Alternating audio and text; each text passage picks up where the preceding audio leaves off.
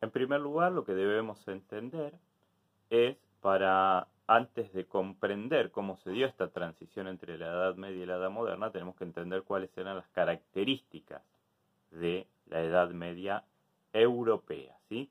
Tenemos que hacer hincapié en esta idea de que estamos hablando de la Edad Media europea porque el resto del mundo no atravesó el mismo proceso. Ahora ustedes me dirán, y bueno, ¿por qué estudiamos la Edad Media europea si nosotros no somos Europa, estamos en América?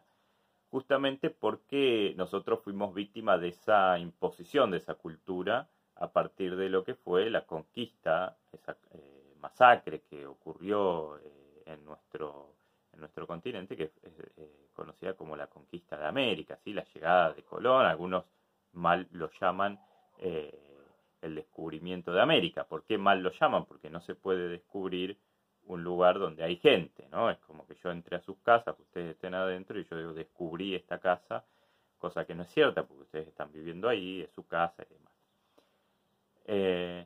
Entonces tenemos que entender cómo era la cultura, cómo se entendía el mundo en la Edad Media. En primer lugar, lo que debemos entender es que quien gobierna en la Edad Media en Europa, en las distintas partes de Europa, son los reyes. ¿Sí? El rey es quien tiene el poder. Ahora, ¿por qué tiene el poder el rey? Porque el rey es el representante de Dios en la tierra. ¿Sí? Nosotros tenemos que entender, para entender el pensamiento y cómo se vive en la Edad Media, tenemos que entender, está ligado a la cultura de la mayoría de la población, la cultura que tiene que ver con lo religioso, en este caso en una religión en particular, que es la religión católica apostólica romana, ¿sí? La religión católica concretamente, no las religiones cristianas que van a venir a posteriori, que hoy conocemos, son más conocidas como la evangélica y demás, que esas son posteriores, o las religiones protestantes. Esas no existían en la Edad Media, sino que surgen en la modernidad justamente en oposición o haciendo alguna crítica a esta iglesia católica. En este caso lo que tenemos que entender es que el rey gobierna porque es el representante de Dios en la tierra. En la Edad Media no hay pensamiento científico como lo tenemos en la modernidad. Las ciencias en general surgen en la Edad Moderna. ¿Por qué no hay ciencia en la Edad Media europea? Porque todo está explicado por Dios, ¿sí? Si nos enfermamos es porque Dios quiso, si nos curamos es porque Dios quiso, todo lo explica Dios. ¿Por qué llueve? ¿Por qué existen los árboles? Todo lo explica Dios. Todo el mundo ya está explicado en la Biblia, en las Sagradas Escrituras, entonces no es necesario explicarlo. La ciencia lo que hace es eso, es explicar al mundo.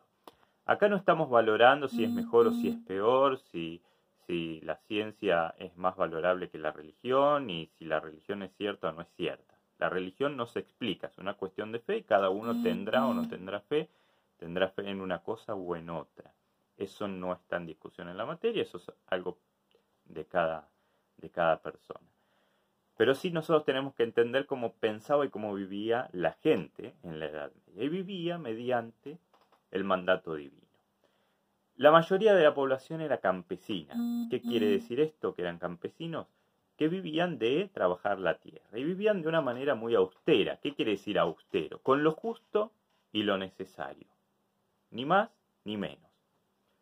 Y ustedes dirán, bueno, pero eso porque de alguna manera eran pobres, porque vivían apenas con lo justo. Y ustedes dirán, bueno, pero habrán querido progresar y no habrán podido porque el rey les imponía tal o cual cosa. Ustedes piensan que el rey era uno solo y el pueblo eran muchos. ¿Por qué se vivían de manera austera? Justamente porque era lo que estaba en las Sagradas Escrituras. En la Biblia dice que hay que vivir de manera austera, que el rico no entra al reino de los cielos. ¿Sí? Hay una parte de la Biblia que dice es más probable que un camello pase por el ojo de una aguja, ¿sí? Algo muy grande que es un camello, por algo muy chiquito que es el ojo de una aguja, a que un rico entre en el reino de los cielos. ¿Sí? Por eso todas las riquezas de la comunidad iban a parar ¿a dónde? A la iglesia.